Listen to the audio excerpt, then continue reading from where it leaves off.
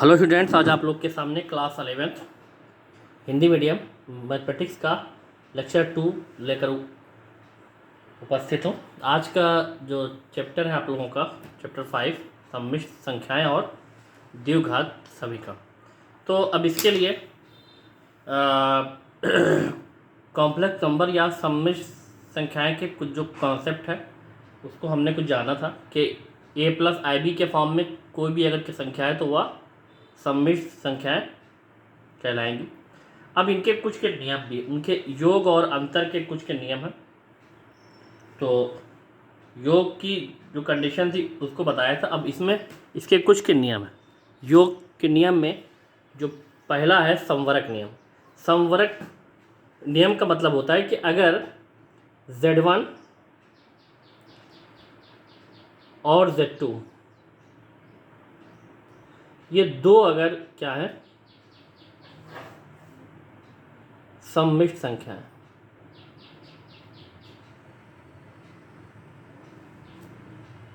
अगर ये दो कॉम्प्लेक्स नंबर या सम्मिश्र संख्याएं हैं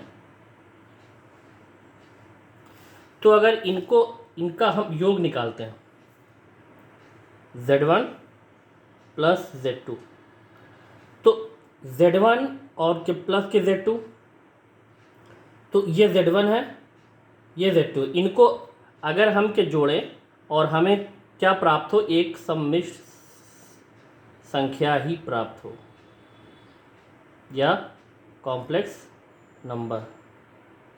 तो इसका मतलब कि जो आपकी सम्मिश्र संख्याएं हैं उनका योग संवरक नियम का पालन करता है। मतलब अगर दो सम्मिश्र संख्याओं का योग सम्मिश्र संख्या ही आए तो इसका मतलब कि सम्मिश्र संख्याएं संवरक नियम का पालन करती हैं। तो एक तो ये कंडीशन योग के लिए होगी। यहीं पे अंतर वो गुणनफल वाला भी यहीं पे हम जो है देख लेते हैं। तो योग हो गया। अब ऐसे ही इसमें गुणनफल में भी अगर कि Z1 और कि Z2 ये दो आपकी जो है सम्मिश्र संख्याएं हैं तो इसमें भी अगर इनका गुणनफल भी आपको क्या प्राप्त हो Z1 इंटू Z2 ये भी एक सम्मिश्र संख्या ही अगर प्राप्त हो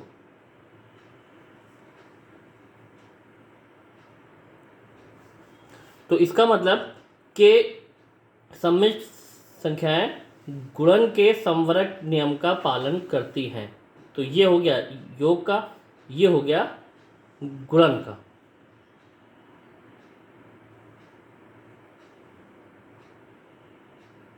ठीक, तो ये हो गया। फिर इसमें दूसरा नियम है क्रम विनिमय नियम या कम्यूटेटिव लॉ।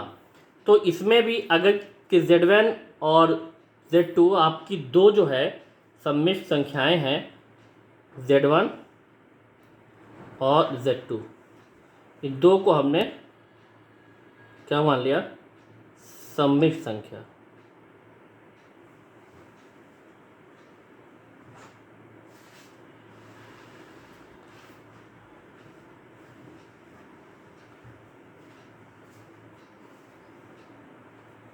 तो अगर ये दो सम्मिश्र संख्याएं हो गई तो अब क्या इसमें अगर Z1 और Z2 इसको इस टाइप से हम ऐड करें और अगर इनका ऑर्डर चेंज कर दें Z2 प्लस Z1 तो इन दोनों कंडीशन में जो रिजल्ट आएगा वो सेम आएगा। इसका मतलब कि सम्मिश्र संख्याएं योग के क्रम विनिमय नियम का पालन करती हैं। ये तो हो गया योग के लिए। अब अगर गुणन में आएंगे तो ऐसे ही Z1 इंटू Z2 अगर Z2 इंटू Z1 के इक्वल है तो इसका मतलब कि सम्मिश्र संख्याएं गुणन के क्रम विनिमय नियम का पालन करती हैं। ये योग का हो गया, ये गुणन का हो गया। आगे है साहचर्य नियम। साहचर्य में अगर कोई तीन सम्मिश्र संख्या है Z1 Z2 और Z3 ये तीन आपकी क्या हैं, सम्मिश्र संख्याएं।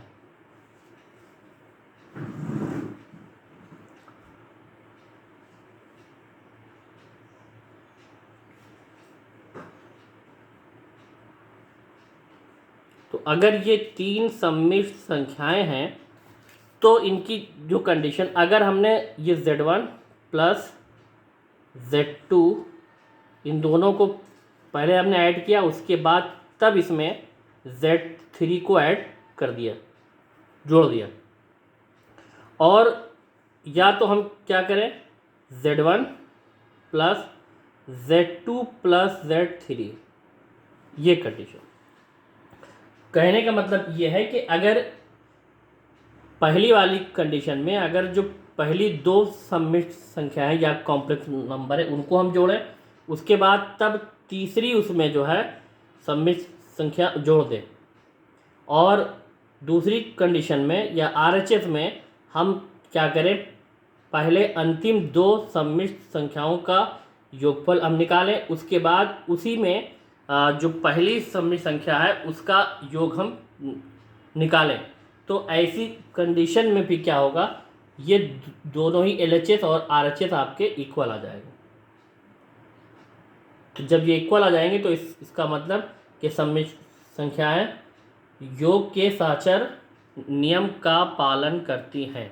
अब ऐसे ही अगर हम किस में आ जाएं, गुणन में, तो जब हम गुणन में आएंगे तो ऐसे ही इसमें अगर Z1 इंटू Z2 इनको एक साथ यहाँ गुणा हो, उसके बाद तब Z3 का हो जाए, या Z1 into Z2 into Z3 हम ये कर दें। इस कंडीशन में पहले फर्स्ट टू का गुणनफल आए, फिर उसके बाद अंतिम वाले का, और दूसरी कंडीशन में पहले अंतिम दो का गुणनफल निकाले, उसके बाद तब फर्स्ट वाले। तो इसमें कोई फ़र्क नहीं होगा, जो भी रिज़ल्ट आएगा वो सेम आएगा। इसका मतलब कि सम्मिश्र संख्याएं योग और गुणनफल दोनों के संवरक वो साहचर नियम का पालन करती हैं।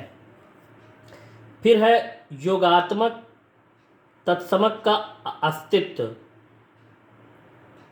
योगात्मक की बात अगर हम करें, योगात्मक तत्समक का मतलब होता है कि एक ऐसी सम्मिश्र संख्या कि जिसको किसी दूसरी सम्मिश्र संख्या के साथ हम जोड़ दें और हमें वही सम्मिश्र संख्या प्राप्त हो। जैसे अगर के Z क्या है, एक सम्मिश्र संख्या है, इसके साथ अगर के 0 को हमने के जोड़ दिया तो हमें क्या प्राप्त हुआ, यही सम्मिश्र संख्या ही हमको प्राप्त हो जाएगी। तो इसमें जो 0 है ये है योगात्मक तत्समक। योगात्मक तत्समक आपका हो गया इसमें 0, और ये जो कंडीशन आई है इसको हम जोड़ रहे हैं, तो ये योगात्मक तत्समक का अस्तित्व है, ये इस चीज़ को दर्शा रहा है। लेकिन अगर गुणन की बात हम करें, यहीं पे गुणात्मक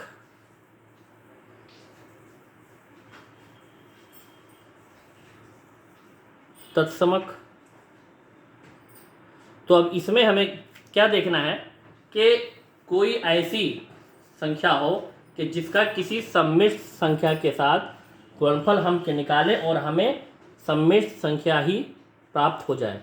जैसे है Z है, एक सम्मिश्र संख्या है, इसका अगर हम 1 के साथ गुणा होगा तो हमें Z प्राप्त होगा। तो इसका मतलब जो 1 है ये क्या है, गुणात्मक तत्समक है, और ये इसमें इसका अस्तित्व है। तो उसके बाद जो कंडीशन है योगात्मक प्रतिलोम, और दूसरा यहीं पे हम निकालेंगे गुणात्मक प्रतिलोम, क्योंकि शॉर्ट में होगा तो दोनों का कंपैरिजन आपके समझ में आ जाएगा। योगात्मक प्रतिलोम, तो इसका मतलब होता है कि अगर z कोई सम्मिश्र संख्या है तो इस सम्मिश्र संख्या में कौन सी ऐसी सम्मिश्र संख्या हम जोड़ दें कि जो रिजल्ट आए वो ज़ीरो हो जाए। तो इसके लिए हमें क्या करना होगा, इसमें हमें क्या जोड़ना होगा, -z, क्योंकि जब ये सॉल्व करेंगे तो इसकी जो वैल्यू आ जाएगी वो ज़ीरो हो जाएगी। तो इसका मतलब जो z है इसका योगात्मक प्रतिलोम आपका हो गया -z, और -z का योगात्मक प्रतिलोम z है। और ये जो कंडीशन क्या दर्शा रही है कि योगात्मक प्रतिलोम का अस्तित्व है। ऐसे ही इसमें भी गुणात्मक की बात अगर होगी, गुणात्मक में अब अगर z है एक सम्मिश्र संख्या, तो इसमें ऐसी किस सम्मिश्र संख्या से इसका गुणनफल हम निकालें कि जो रिजल्ट आए वो 1 आ जाए। तो इसके लिए हमें क्या करना होगा, इसी के रेसिप्रोकल मतलब 1/z से इसमें मल्टीप्लाई करना होगा, क्योंकि ये कैंसिल हो जाएगा तो ही इसमें आएगा 1। तो अब इसके लिए योगात्मक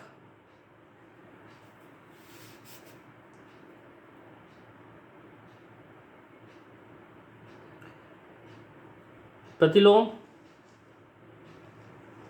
कोई भी आपकी के सम्मिश्र संख्या हो उसका निगेटिव योगात्मक प्रतिलोम होगा। और गुणात्मक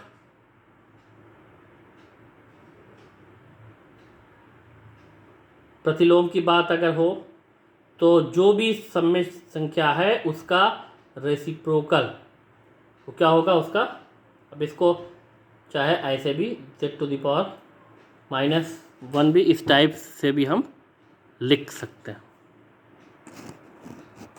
बंटन नियम या डिस्ट्रीब्यूटिव लॉ या बंटन नियम।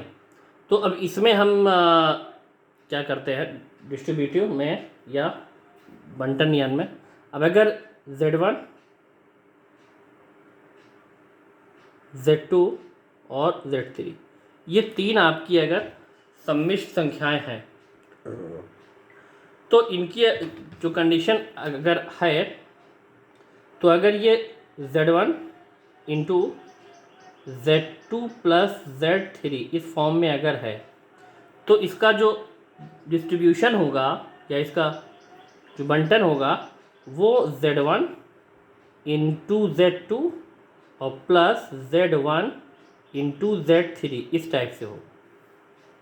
फिर अगला अगर ये z1 प्लस z2 और इंटू अगर z3 में इस टाइप में है तो इसका जो बंटन होगा वो z1 into z3 plus z2 into z3, ये इस कंडीशन में आ जाएगी। ठीक,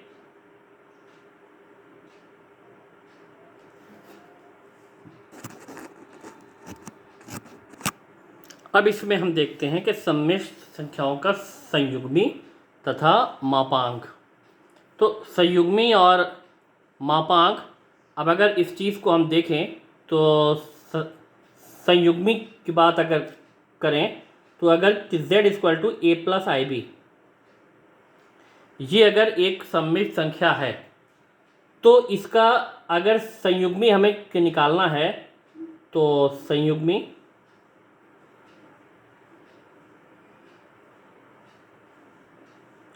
किसका, z का या जो भी उसको, तो इसको हम संयुग्मी के लिए इसके ऊपर ये बार लगा देते हैं तो ये होता है।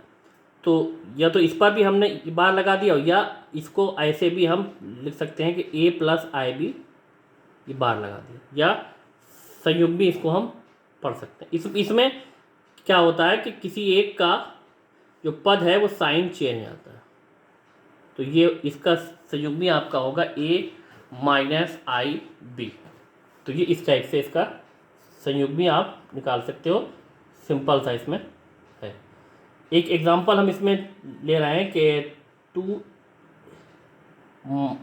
- 3i का संयुग्मी या कंजुगेट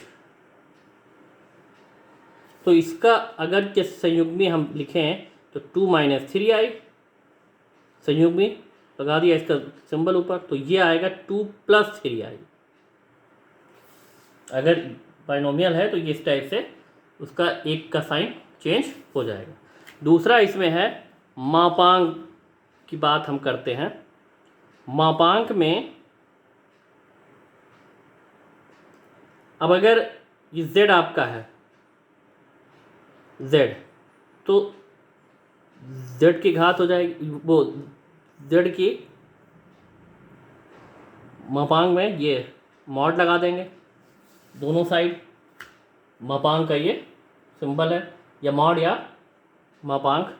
तो अब चाहे इस पे लगाएं और चाहे इसको इस टाइप से भी, क्योंकि अगर कि z a+ib है तो ये मॉड ऑफ a+ib, इसको ऐसे भी लिख सकते हैं। अब अगर इसका मॉड हटेगा तो यहाँ पर इसको हम लिख सकते हैं √a² + b², मतलब जो इसके कोफिशिएंट हैं सिर्फ उन्हीं का स्क्वायर। ये वास्तविक जो पद है मतलब a उसका स्क्वायर, और ये b जो इसका काल्पनिक है उसका स्क्वायर, और सबका √। अब इसको भी एक एग्जांपल से हम समझते हैं। तो इसी का हम ले रहे हैं 2 - 3i का मापांक हमें निकालना है।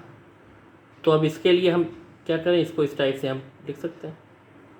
अब जब इसका मापांक होगा तो रूट भाई 2 है a की जगह तो इसका स्क्वायर हो जाएगा, और ये b की जगह जो है आपका ये माइनस है, क्योंकि अंदर पॉजिटिव ही आएगा इसकी वजह, तो ये -3 का स्क्वायर। तो ये आपका हो गया √4, और ये 3 3 का 9, और √9 4 13। तो अब एक चीज़ इसमें ये है कि कोई भी अगर सममित संख्या है उसका अगर हम मापांक निकालते हैं तो वो हमेशा पॉजिटिव ही आएगा। तो फिलहाल आज के लिए इतना ही, और जो एक्सरसाइज है वो आप लोगों को जो है मिल जाएगी, इसको लगाइएगा। Thanks for watching.